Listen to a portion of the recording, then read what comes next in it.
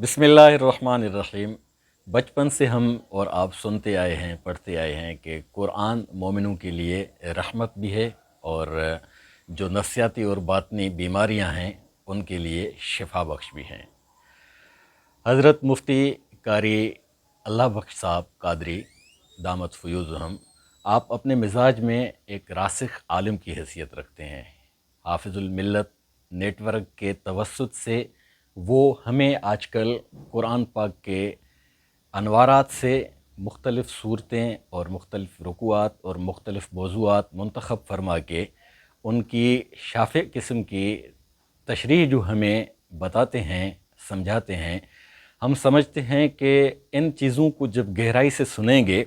तो हमारे जो नफ्सियाती मसाइल हैं, हमारे जो रूहानी मसाइल हैं, हमारे जो समाजी मसाइल हैं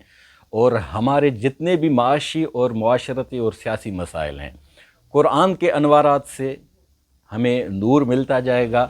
और हज़रत साहब की तशरीह करने का जो अंदाज़ है वो बिल्कुल ही गैर फ़िरका वाराना